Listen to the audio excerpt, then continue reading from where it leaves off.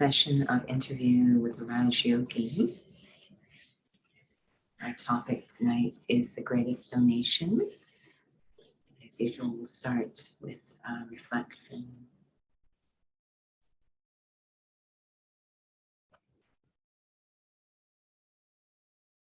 As I turn inwards, I ask myself,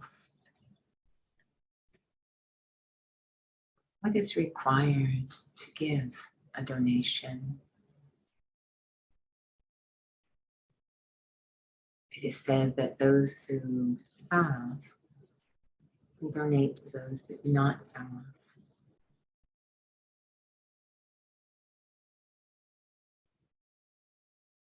Whatever the donation,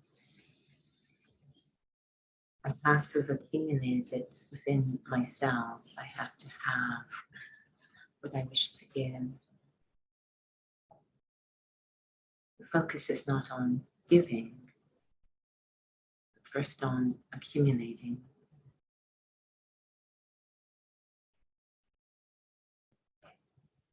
Have I accumulated peace, love, kindness within the self, such that they naturally are expressed towards others? How do I accumulate these within the self?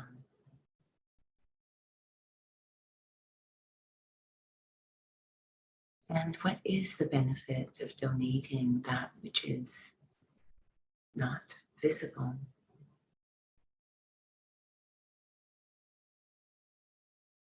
So many questions to reflect on around this issue of donation. Om Shanti.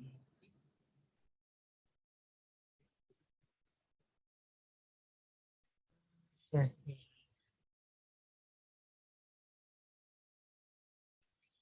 So,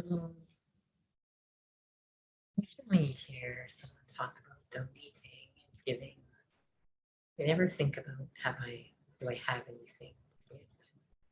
Maybe they do in a physical way, but internally, I think maybe some may find it very tiring to hear that, because they don't realize, oh, I need to really first fill up first. So tiring in that way. Mm-hmm. Yes, it can feel like I might be drained or lose or almost resent having to give anything unless it's extreme. So I think there's a lot that we need to understand around this idea of donation. It's actually the foundation of great happiness. So if that's not what I'm feeling, then there might be some things I need to understand. So maybe we'll have to put that thought aside until a little bit later, but that it's the form of greatest happiness. Like in what kind of connections need to happen for that. And so the slogan that we wanted to explore for tonight's session is to give a donation of knowledge, virtues, and powers. Is a great donation. And perhaps, again, these are not everyday terms. Maybe knowledge is, but virtues and powers, that seems quite abstract for me. But if you're open for us just addressing each one, perhaps in a meaningful, essential way, but knowledge, that I have to say, that's many tend to go there. Lectures. The idea of this principle is, at least in spirituality, which is going to be the opposite of physicality, going back to your first question, is that when I give any of these three, they actually increase inside of me. So they already need to be in there, and then I'm giving and it actually deepens. So when we talk about knowledge, we're really talking about wisdom, and not to be confused with, of course, intellectual or arrogance or, wow, all the things I know. I actually can only donate it if I'm living it, because donation also has to be received. And if it's not coming from a genuine place, any of these, then it won't reach the other person. It won't be the real thing. So for it to be real, I actually have to be living it. If I try, otherwise, it might benefit myself. I might realize, wow, I'm not living it, and the other person may not receive, but that's okay. At least I've received the realization, okay, I'm not speaking or sharing or demonstrating this from a real place. And that's very useful for me to discover. But for it to truly be received, it needs to have what we call a power behind it, the power of authenticity. It's interesting about this aspect of knowledge. I don't want to dwell too long on this, but spirituality often gets mixed up with religion as one aspect, but some find that when it comes to sharing knowledge, it's as if I'm proselytizing to others. Mm-hmm. We had, they will begin again, of course, but these weekend residential retreats in our retreat center for the Americas Peace Village. And I was always very aware there were two things happening while there. One was what was going on in the hall, which tends to be lectures or workshops, etc. And that's very useful. But especially if it's a team, while another team member's speaking, often I'd be looking out the window and seeing those who are actually working on the grounds. And I'd always have the same thought that they're actually giving the course, or they're actually sharing knowledge just by how they live. So again, that is such I think, a requirement of truly being able to give or share wisdom, is I have to be living it. And then I actually don't need to speak much. It's fascinating you share that those who are living are sharing knowledge, because we keep thinking it's through our mouth. Mm-hmm, mm-hmm. I mean, all this, I know that you're aware, all this month so far, we've been focusing a lot, because it's the anniversary on a soul who we know his daddy Gulzar, who a year ago passed away. And I think she's really the embodiment of this principle. Out of all of our senior instruments, she was one of those who actually didn't give a lot of lectures. We always get excited when we see footage of her giving a lecture, because it's not really what she's known for. And yet my experience around her was just to be in her presence, just her vision, the way she looked at others, not really what she said, but just her way of being, her presence. I would often say it's like I received the entire course on spirituality.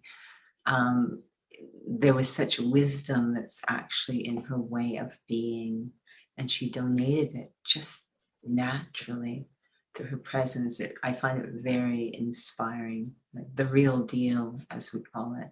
And others received an experience and understanding of spirituality just by her presence. It's actually very relieving to hear. Just hearing you share, because perhaps a part of the tiredness that some feel is that, that perhaps it's just more their own self-perception and pressure. And if I'm not really feeling it, am I really having to be on all the time, to be out there, to really be productive? I guess these perceptions again we have of what progress is. Yeah, I part again the idea that only the wealthy can donate. So the focus is first I need to accumulate. I need to, if you will, focus on the self, or charity begins at home. First accumulate within the self, so there isn't that feeling of I've got to deliver an outcome, I've got to produce, I've got to show something. There wouldn't even be those thoughts. It would be very natural if I've done the work on the self first, if I've given the donation to the self first, and then I think things become very natural. And would it be sustainable then? I think so. I think one has to be very attentive to keep their wealth topped up, if you will. You sort of become addicted to being what we call spiritually wealthy, or accumulating this spiritual income. You kind of keep, and to be honest with you, then giving that donation to others, we say, I actually receive a lot through that. So it's coming from a genuine place, and I receive fruit from giving from that genuine place. It's quite ironic, because I need to become full of value to be able to really donate, to give. But the irony I'm sharing about is that it's so easy to, just give a lecture or to do a lot of things. Looks like I'm helping, but it's actually filling ego, which is a false sense of value. And it seems to be two extremes. And do I have the clarity to see, or even the courage to actually take the time to fill up? What is the resistance with that? Well, I think if I'm not able to discern the difference, eventually something might happen in the drama that enables me to discern that I'm being driven from what we call a selfish motive, as opposed to a selfless motive. Something will happen that disturbs the soul, that makes one realize that can only go on for so long. But it's very common in our world, this idea of I give a donation for something, and there are some who, that's a great saying, that a donation actually should be so incognito that the right hand is giving and the left hand doesn't even know it, like so incognito. Some do it this way, and others, they want many to know what they are giving.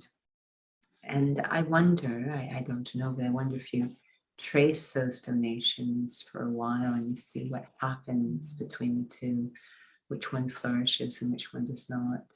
So this is the law of karma aspect. Really, lots of purity required to give a true donation. So when you were sharing about it, what is the resistance? It's basically ego itself that because it seems like very appealing to take the time to accumulate, to fill up, and there's no pressure that, but to do the other thing, which exhausts us. Yeah, it's funny, because a donation is to be given by the wealthy, those who have, to give to those who need. But ego is actually very needy. So it can appear to be giving, but it's always looking for some kind of return. It's very needy. So this is going to be very exhausting, because there'll be so much, sometimes we have souls who donate and it's lovely, but they want some sort of recognition. They want to dictate how that donation is used. And, that kind of control is exhausting. again, there needs to be a lot of purity to give a true donation. And that means that, I let go. I allow it to do what it needs to do. I let go. Then there's no exhaustion. It's the attachment that's exhausting us. I don't know if it's understood what I share, but it is what makes this organization very unique. Historically, that any contributions that were given were given from that pure intent. It wasn't that, I want to allot money to this or that. And it was really a lot to do with the law of karma. We're going to get a lesson tomorrow, and I really appreciate the point that's made. And it's a donation from the original students. And you can feel they lived it. You can, even though it's just on paper to be read, there's still power, the vibration of them having lived it is still there. And they talk about the intention in the mind is actually what determines things, the intention in the mind. So historically, we have in this organization, a few came from wealthy families. Most came from quite poor or ordinary, if you will, humble beginnings.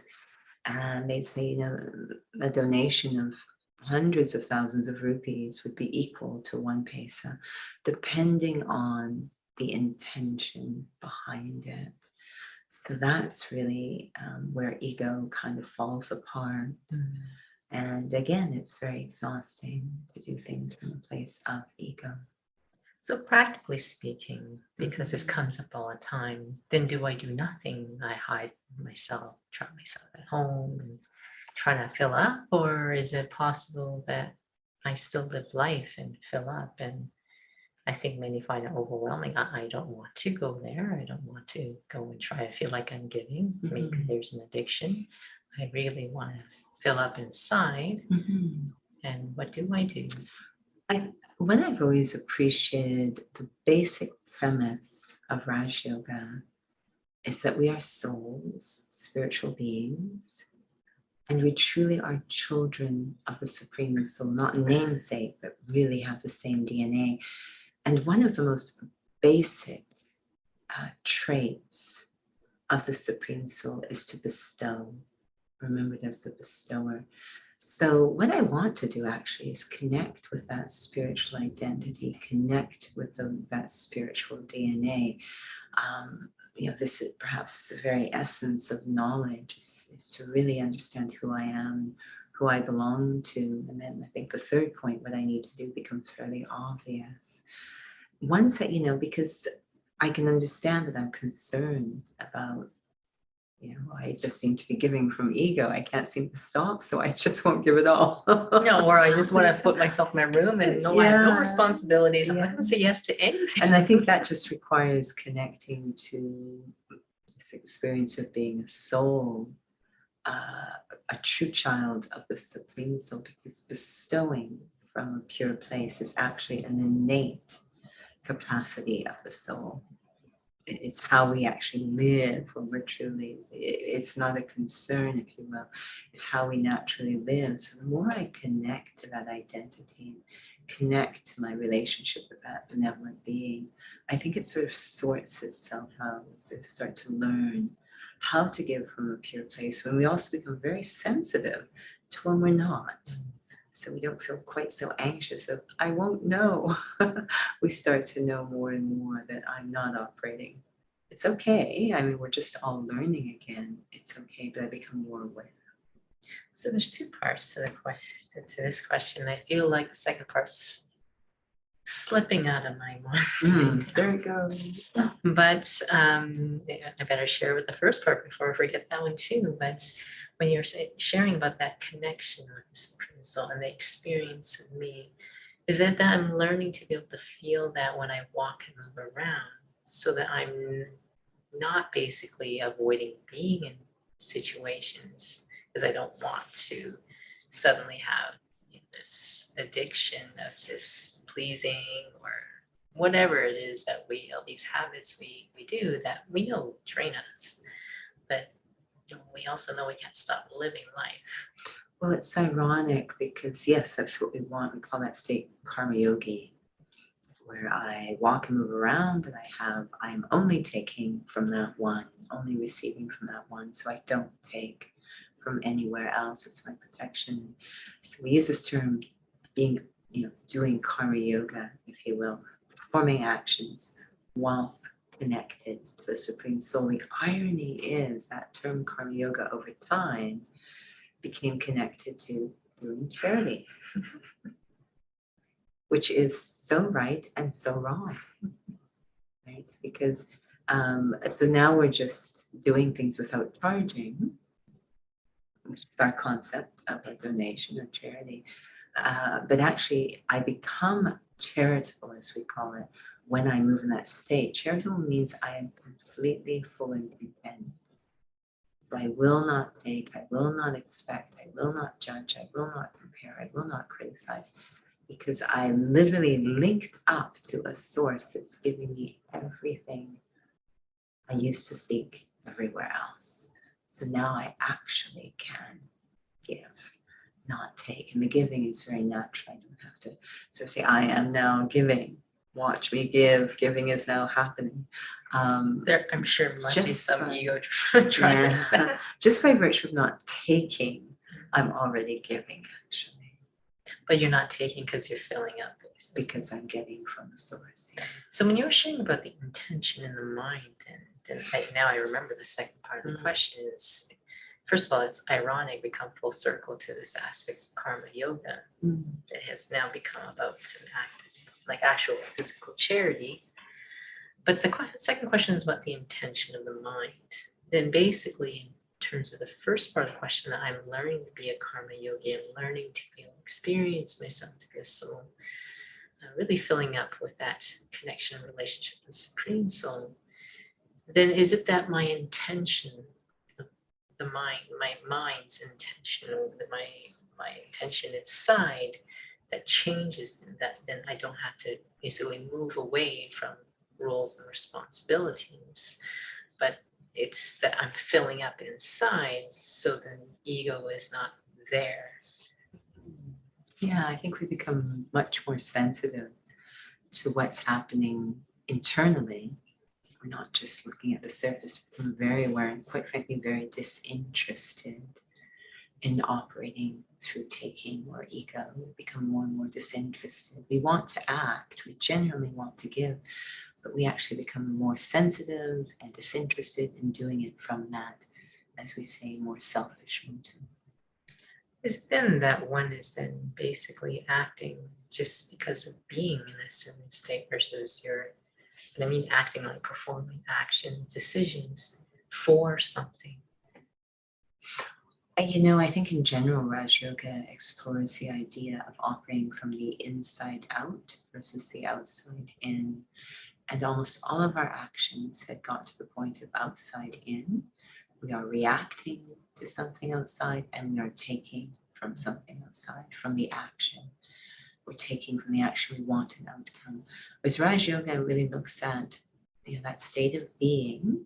I'm still going to act, but that state of being, making it very healthy, very full, very content, and then seeing how do we act when we're in that state, and it starts to be a flow from the inside out, all of those knowledge, virtues, and powers that I accumulate as I explore spirituality. So I'm starting to operate from the inside out, and this, of course, is the source of happiness. Now, there's quite a few souls we know who are in this study, and Sister Gianti is one who is overseas, Europe, I believe. In the Middle East. The Middle East. But the number of responsibilities continues to increase, as you were sharing. But one of the things, I mean, just a general term, burnout, right?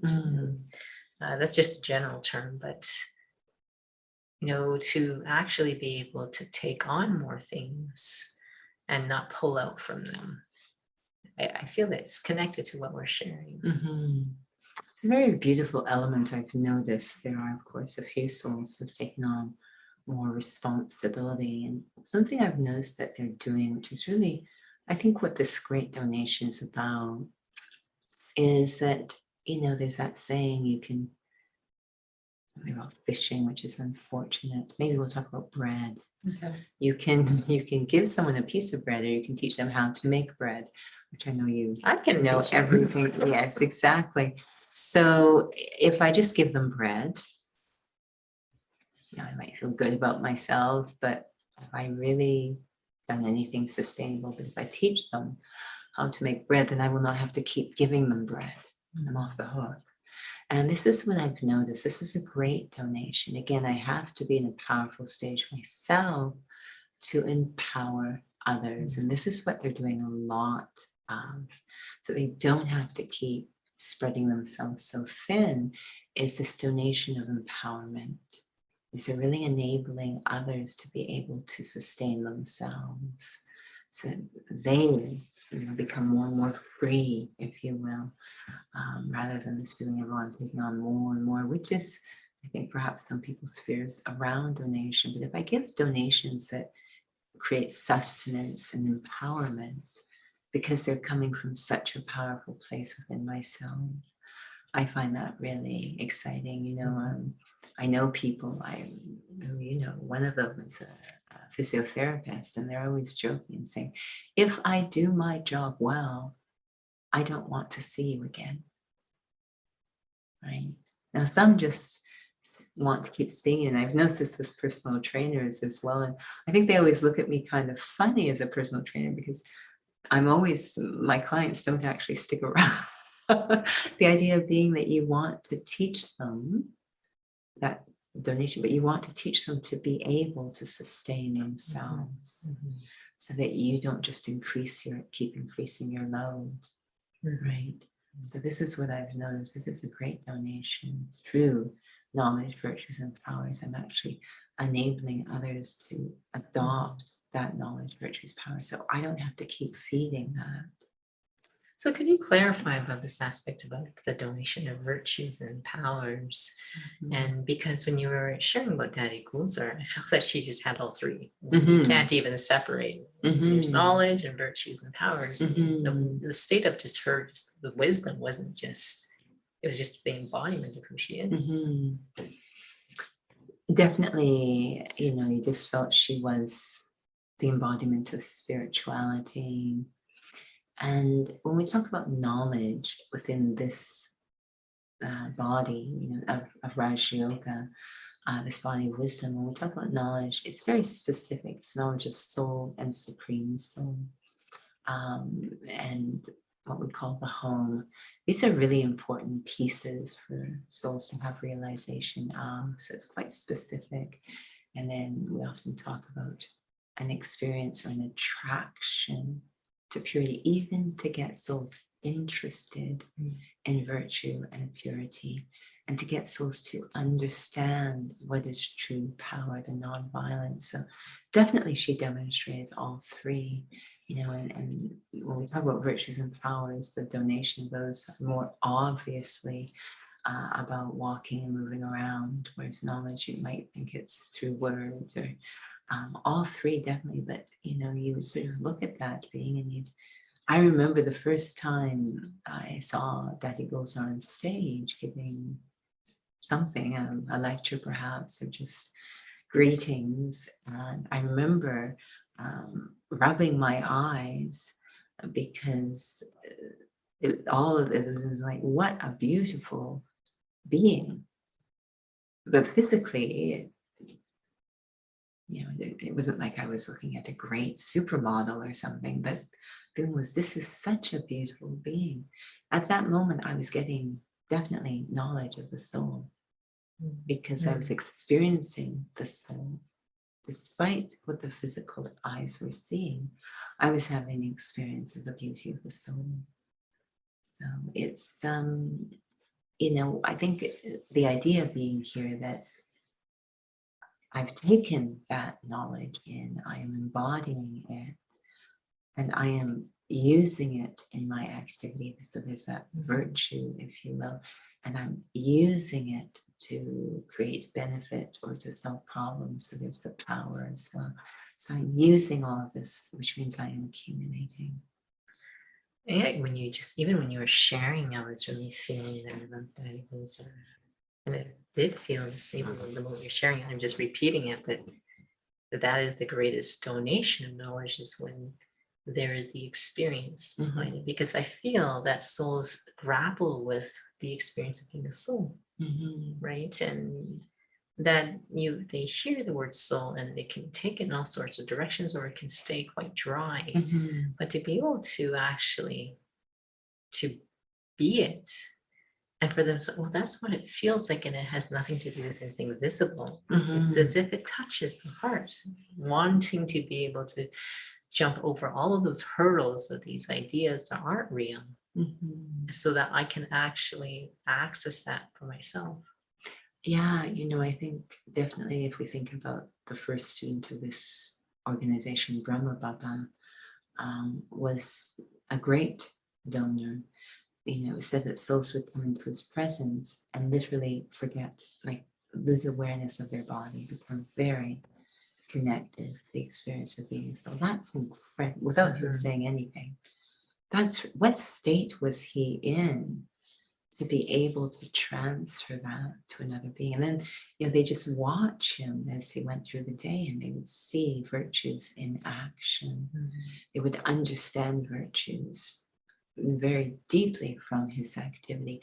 And then they also, were the magic of how he addressed constant obstacles and challenges, the power of his faith, the power of his recognition.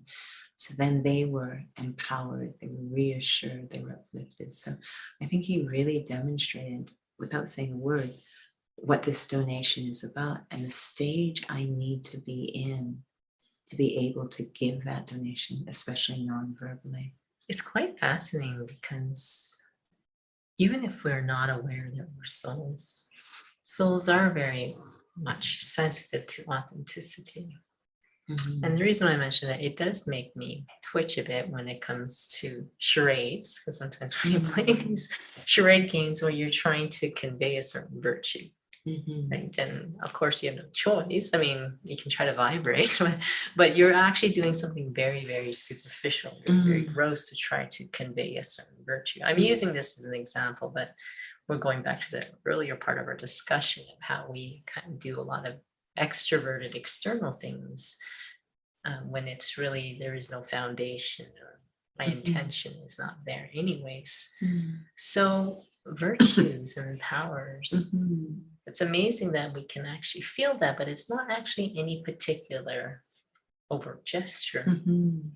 It's not, and it's actually, I think it's more interesting watching someone who's in a challenging or tense or difficult situation. I think that's when we really can understand virtues and powers. It's very easy to be peaceful in a peaceful place.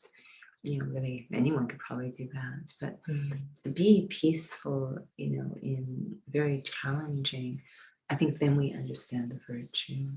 They're not trying to do anything. They certainly have to be the real deal to be able to do that. But I think then we really, and that's probably when the donation is needed the most.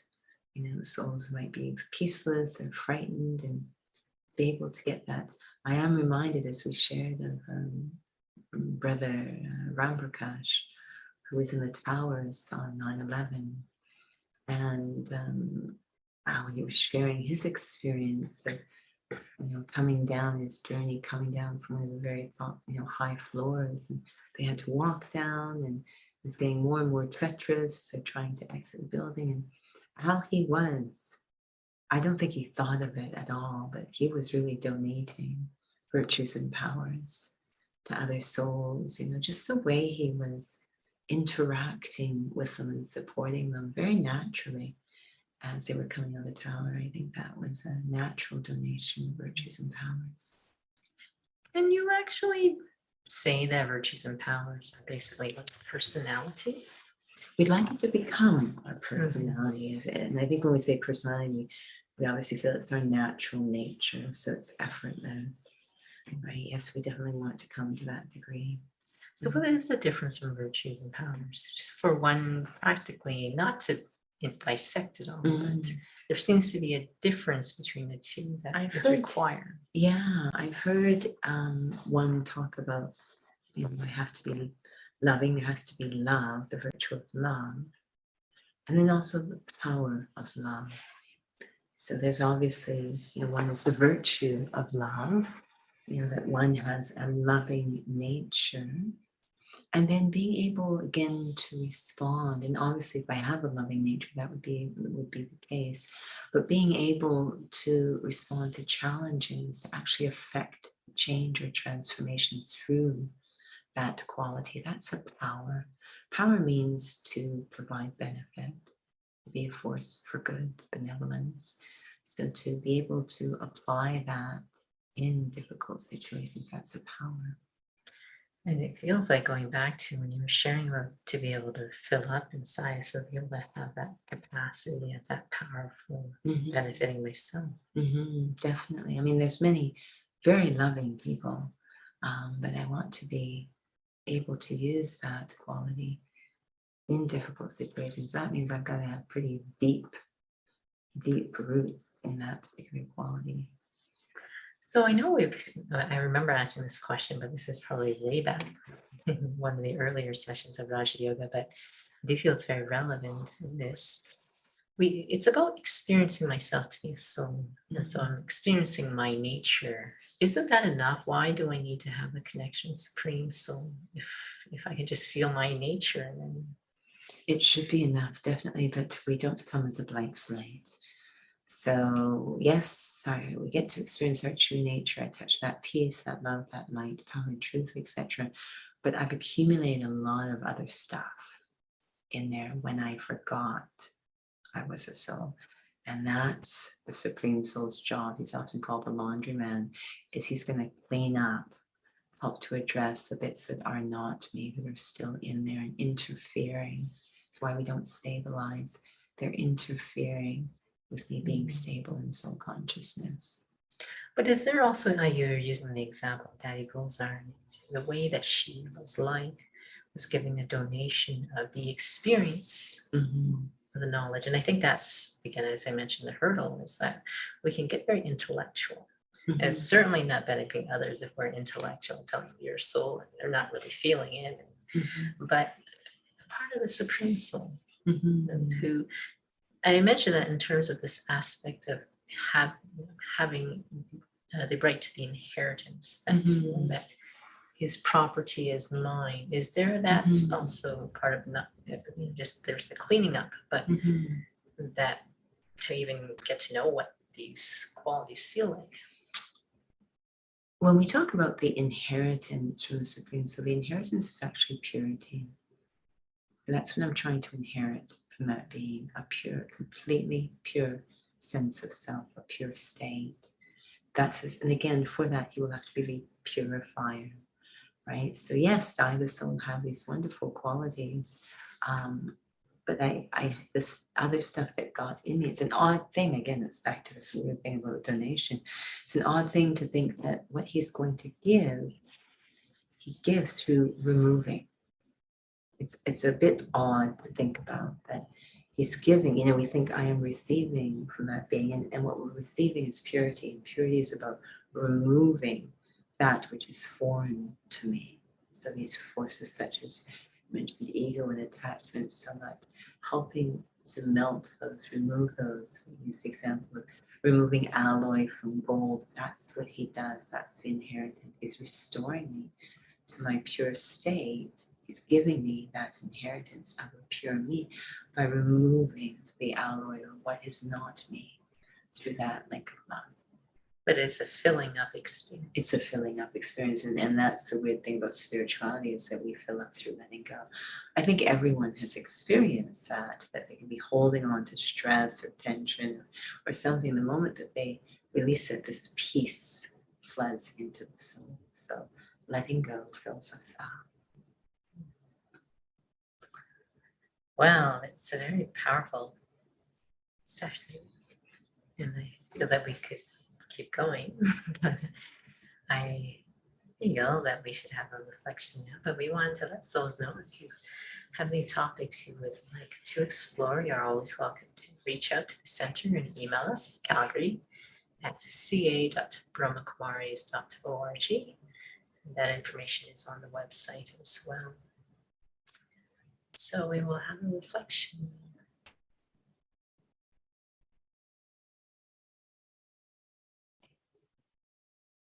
I need to go very deep inside, to the most quiet part of the sound. It's almost like going underground to mine for treasures. So very deep, become very still and silent and simple. Because within each of us, there is a wealth of treasures, spiritual treasures, capacities. There are different ways we can activate them. And the spiritual teacher, the Supreme Soul, completely supports that journey of activating those treasures. And every time I use them from that deep place, not from the surface, not from a show, but every time I operate from that very sincere, authentic place, that is an act of truly giving, but more importantly,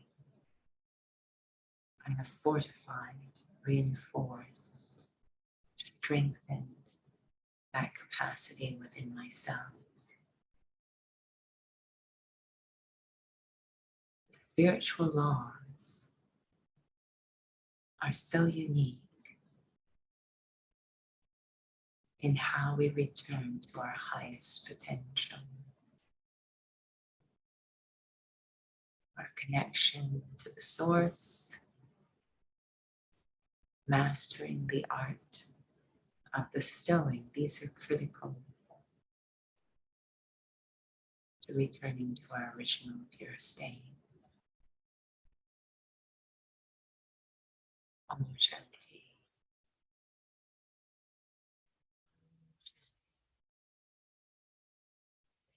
Where I answer that question I never got to ask Mm-hmm. about it gives us happiness to donate. So the usual sessions, there isn't anything new, at least for the month of March. And so the Inspired sessions, which we encourage souls to attend, to basically have that experience of being the soul, that connection with Supreme Soul. So that is on Tuesdays and Thursdays, Fridays and Saturdays, 6:30 to 7:30 p.m. At our Northeast location, we do have that on site on Fridays at 6:30 to 7:30. But you're also welcome to visit the website for these details. But we also have Soul Cafe that happens on the Saturdays. And it's a myriad of spiritual dialogue, story time, different topics that are discussed and explored and experienced at 2 o'clock to 3 o'clock. And of course, our Raja Yoga interview. I'm certain I'm missing other things, but please visit our website. Om Shanti.